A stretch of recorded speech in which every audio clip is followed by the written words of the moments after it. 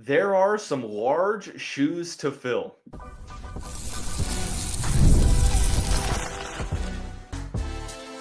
You are Locked On Louisville, your daily podcast on the Louisville Cardinals. Part of the Locked On Podcast Network, your team every day. Card Nation, what's going on, everyone? Happy Monday. Welcome into another episode of the Locked On Louisville podcast. I'm your host, Dalton Pence. This is my fifth year covering U of L, third year hosting this show, and I want to take the time to thank you all for making us your first listen of the day. Just a reminder, Locked On Louisville, free and available on all streaming services, 5 days a week, your team every day. Continuing along in our football position preview series, now turning to the defensive side of the ball, where we are going to focus on the entire defensive line. There are some large shoes to fill across the line, but I think the Cardinals have the personnel to really make some noise in the trenches in 2025. So we're going to discuss the edge rushers in the first segment, interior defensive line in the second segment, and the depth chart predictions in the third and final segment. But first, today's episode of the show is brought to you by Gametime. Download the Gametime app, create an account, and use the code LOCKEDONCollege for $20 off your first purchase. Terms apply. So I know in years past, the past two off seasons, we have 10 total position preview episodes, and that's because we split up the defensive line, edge rushers, and the interior. We're not going to do that again. We're going to combine those previews into one entire defensive line preview. So there's going to be 9 total preview episodes. We've already conducted 5. Now we have 4 more, beginning with the defense, the defensive line, linebackers, cornerbacks, and safeties. We begin in the trenches, where the main storyline is that the Cardinals have some large shoes to fill. And that probably isn't felt more than on the edge. Ashton Gillotte, drafted by the Kansas City Chiefs. One of the best pass rushers in program history, multiple year starter at defensive end for the Cardinals. Replacing his production is going to be challenging. Now, it's not just him that Louisville is having to replace, but a lot of their key depth and starters at that Leo position, that outside linebacker pass rusher hybrid. Miles Jernigan, Richard Kinley, Tremel Logan, all of those transfers have graduated. Ramon Purrier playing on the edge and on the interior, he's also graduated. You have some transfers, Mason Reiger, Sadiq Clemens, so on and so forth. Like, the Cardinals have so many pieces that they have to replace that the only way that they can do that is by committee. Now, they do have an incoming transfer, their top defensive transfer, that there are a lot of high hopes for. Clev Lubin, the transfer from Coastal Carolina, a player that was a first-team all-conference selection for the Chanticleers last season, had 9.5 sacks in 2024, 3 forced fumbles, and 3 pass deflections. He was wanted by multiple SEC programs. So the Cardinals winning that recruitment was pretty notable, because a lot of other top programs were wanting him to come play for their program. Now, he is going to probably slot in at that Leo spot, that outside linebacker, pass rusher hybrid. Not so much Ashton Gillotte's position over at defensive end, right? He's going to play that outside linebacker spot, which was held by Stephen Herron in 2023, Miles Jernigan in 2024, and now Braum going back to the portal to find that outside linebacker in 2025. He is one of the highest graded returning pass rushers in the ACC, or one of the highest graded pass rushers coming into the ACC in 2025, I should clarify. And he's probably going to be the go-to guy that you're relying upon to give you that steady stream of pass rush and being able to be one of the more disruptive players at that position in the ACC. But it's not just him at that Leo spot that I'm extremely excited for. Also, Adonijah Green, one of the seemingly few members remaining from that really, really promising 2023 Flyville class. He has spent a couple seasons, perfecting his craft, sitting behind some really talented pass rushers. And now it looks like his time has come. He's going to have an opportunity to really, really make an impact this season. He had a really good spring. He had a good spring game. Like, I think that he is going to be in line to, even if he's not starting at that Leo spot, he is going to be featured in the 2 deep.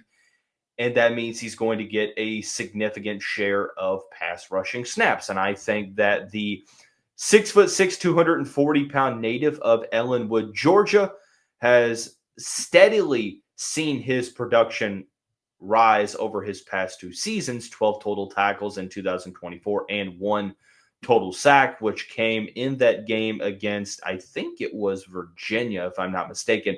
I think that he's going to be a huge piece to the puzzle at, the Leo spot along with Clev Lubin. Now, outside of him, you've got some other players that could see their numbers called. You've got Maurice Davis, redshirt freshman. You have one of the best recruits that you got in the 2025 class, I guess it would be considered. CJ May, 4-star edge rusher from Alabama. Like, he could also play at that outside linebacker spot.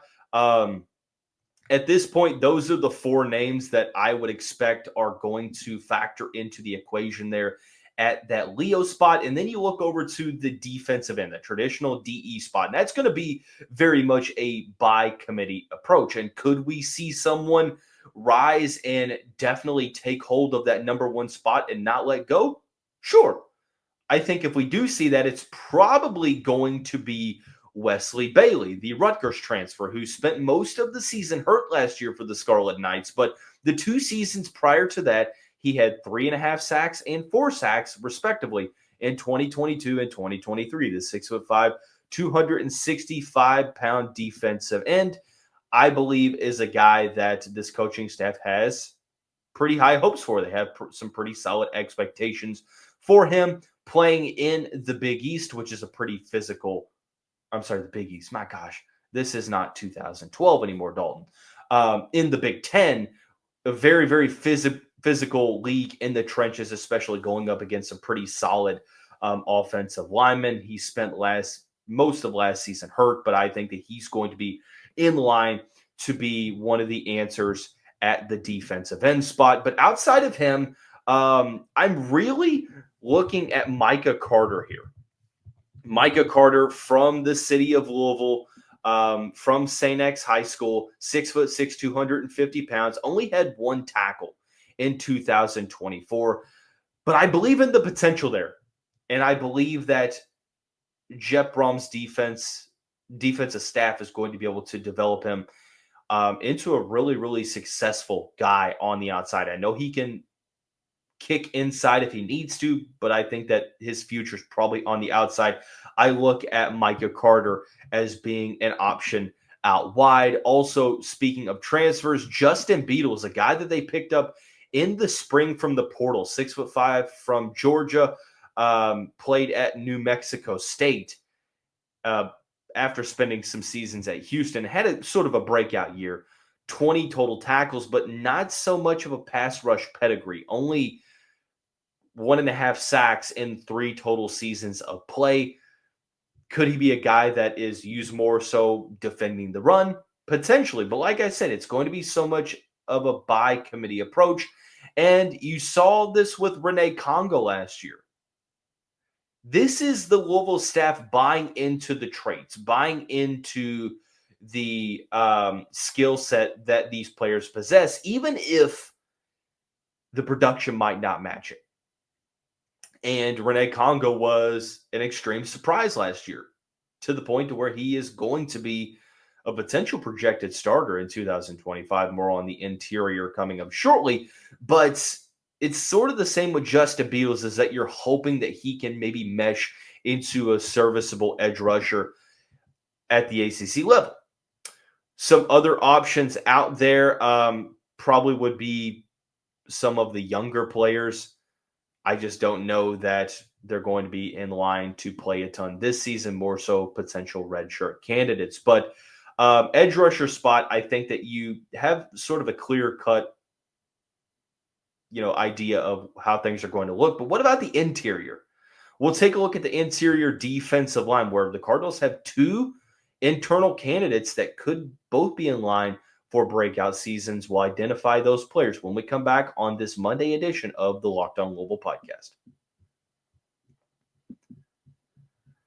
Card Nation, today's episode of the show is brought to you by Gametime. Look, we've all been there, logging on early and waiting forever for concert tickets to go on sale, only to lose your spot for a show that you've been really looking forward to seeing. But that's where Gametime comes into play. I used them this past week to get Creed tickets in Rupp Arena. Yes, I know Lexington, but it was a really, really good show, and I got tickets just 2 hours before the concert started, because on Gametime, prices actually go down the closer you get to that opening act. And with Gametime, the price you see is the price you pay with no hidden fees.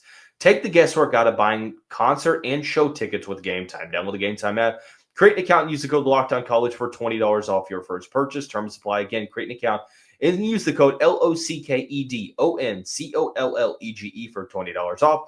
Download Gametime today. Last minute tickets, lowest price guaranteed.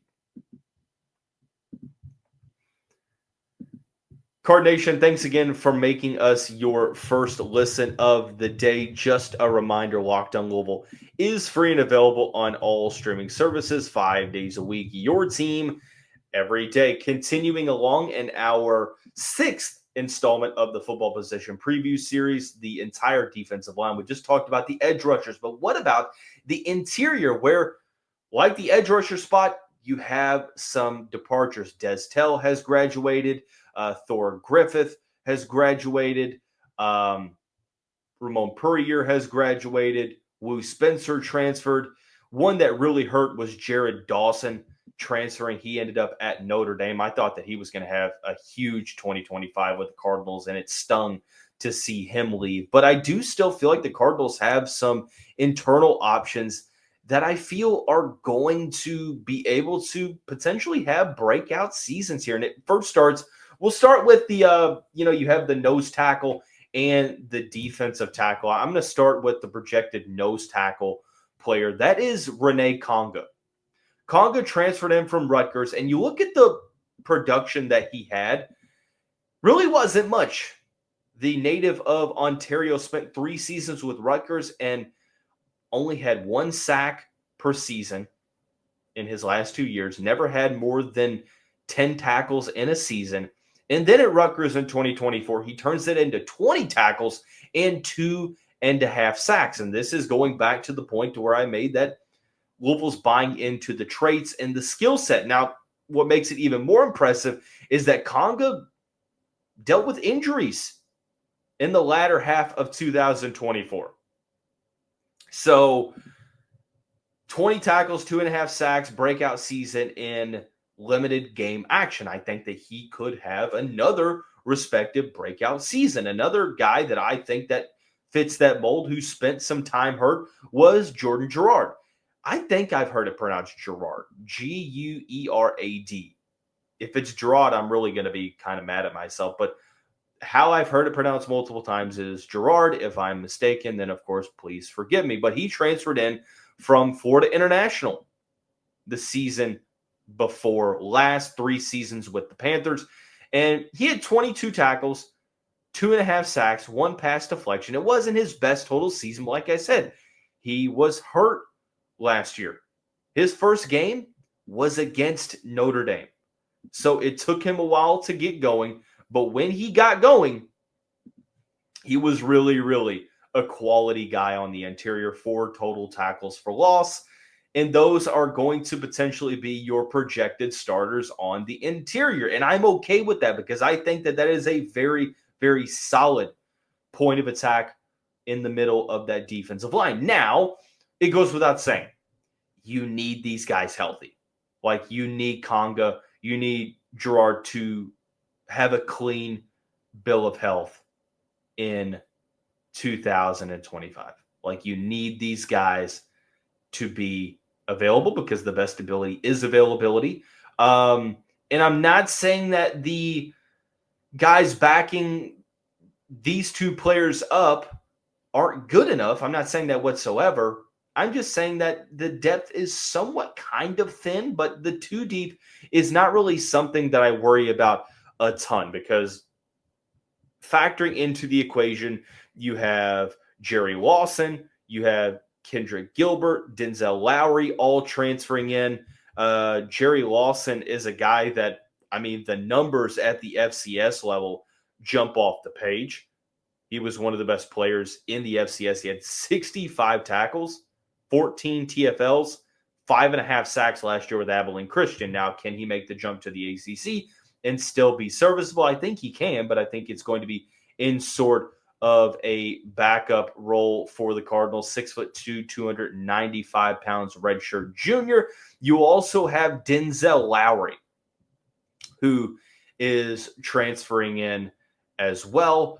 And he's a guy that at the end of the day, he could also play a huge role on this team.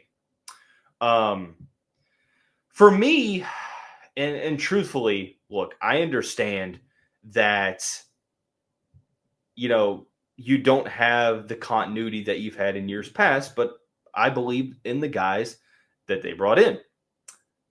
And forgive me, Denzel Lowry played at Old Dominion and had 51 tackles, 3 TFLs, and 1.5 sacks last season for, was it the Monarchs? Is that the Old Dominion mascot, the Monarchs, if I'm not mistaken? Anyways, you also have some other guys. Kendrick Gilbert, high 4-star guy. He was a 4-star guy coming out of high school.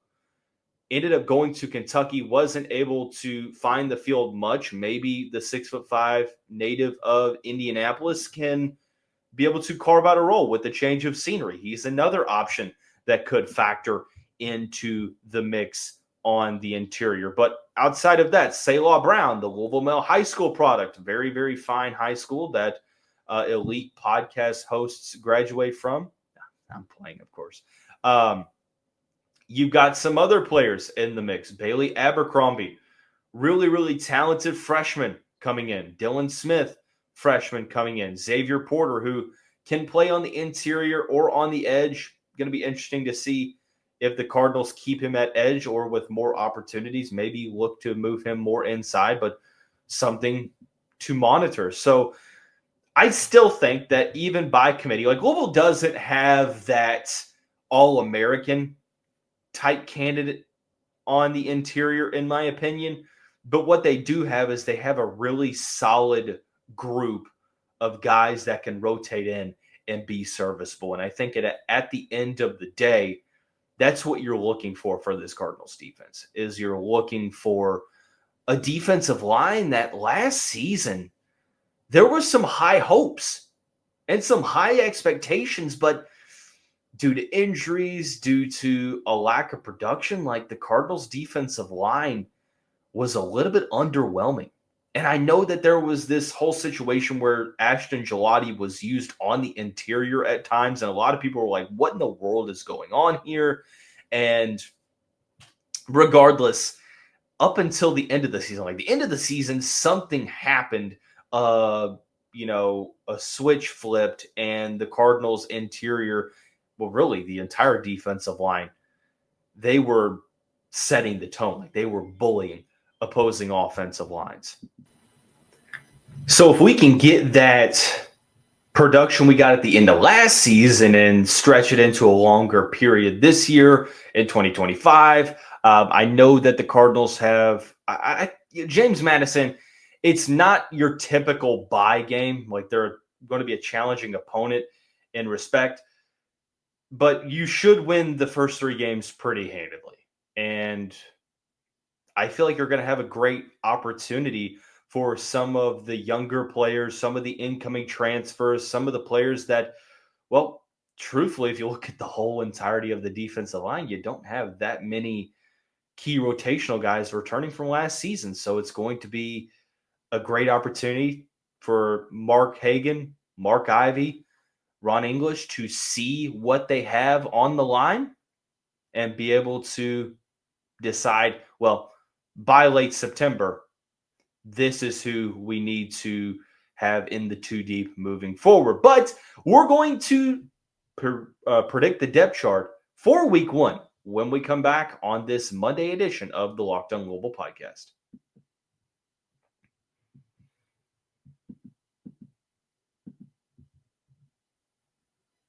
Just a reminder, Card Nation, 17 total episodes this month. I think we've already conducted 7 of them, if I'm not mistaken.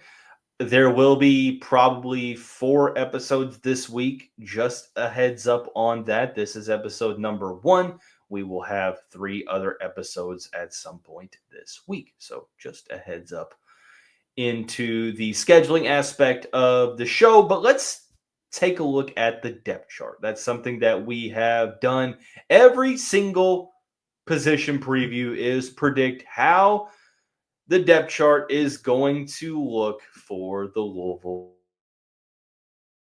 Since we out on the edge in the first segment, let's start out with the edge in the depth chart prediction. I think we'll start with the Leo. I think that Clev Lubin, the Coastal Carolina transfer, will be the starter at that outside linebacker spot. Backing him up, I believe, will be Adonijah Green. Really good spring. I think that he is going to be, that backup edge rusher at the Leo spot. Behind him, you could go with a couple of different players. For me, I'm going to say CJ May. I think CJ May gets that third spot. I think that there are some young players on the defensive line that will be competing for that third spot, but I think CJ May and Maurice Davis, both of those guys are going to get, I think, a healthy amount of snaps in the first couple of games where you're playing Eastern Kentucky and James Madison and Bowling Green, to where hopefully your starters are out by the fourth quarter. So that's where I'm going at the Leo spot. You look at that traditional defensive end spot, and this can be a little bit more challenging to predict. I do think that Wesley Bailey's your starter.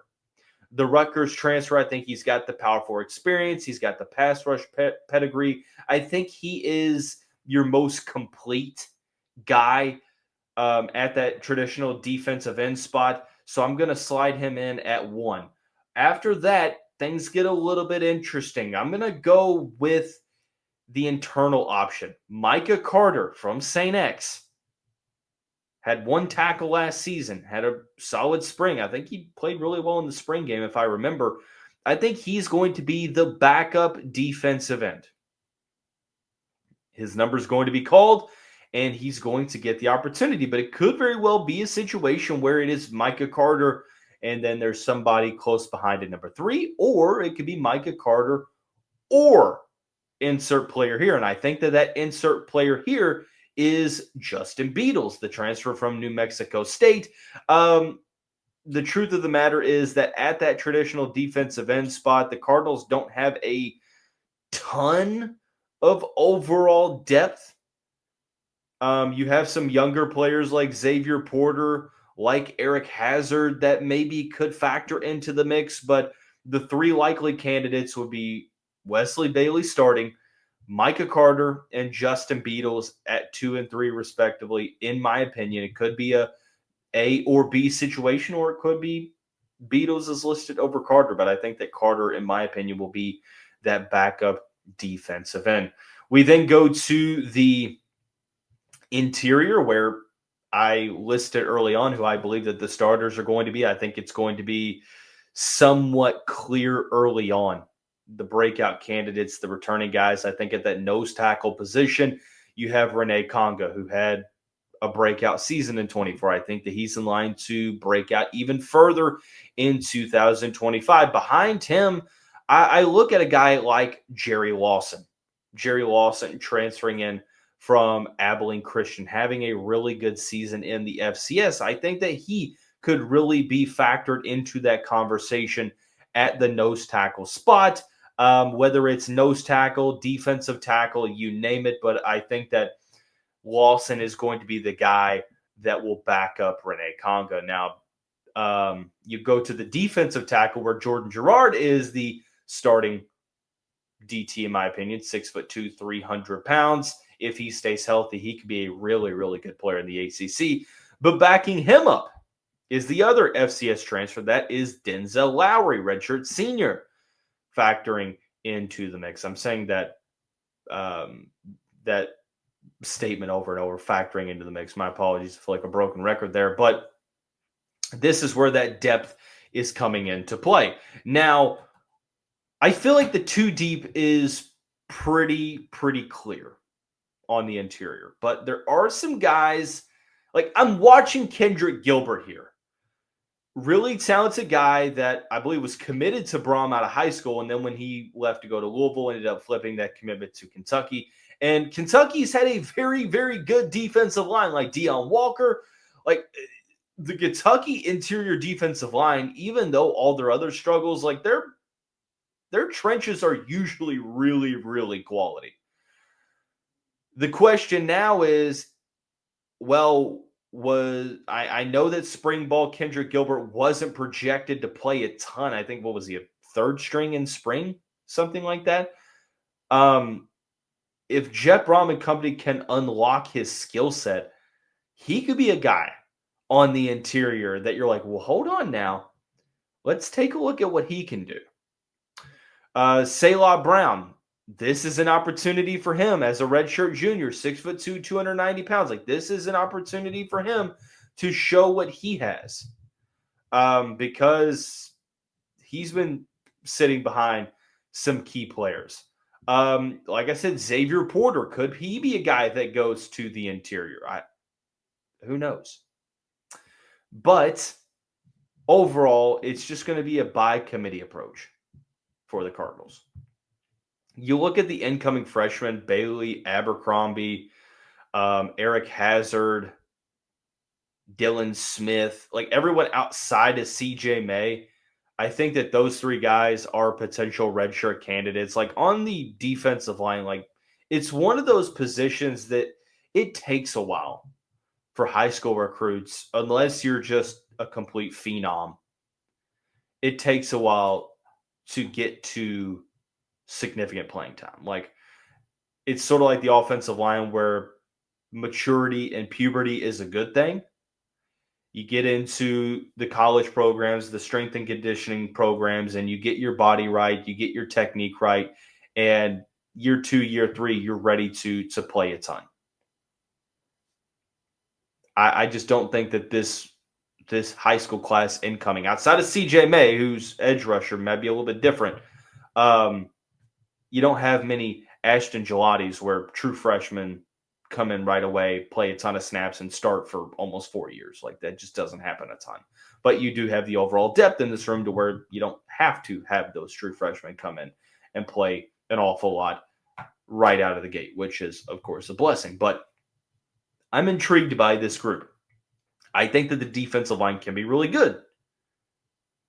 Just a matter of rising to the occasion. That is going to wrap up this position preview episode of the show. The next position preview will be the linebackers. We'll discuss with Keith Artov when we come back.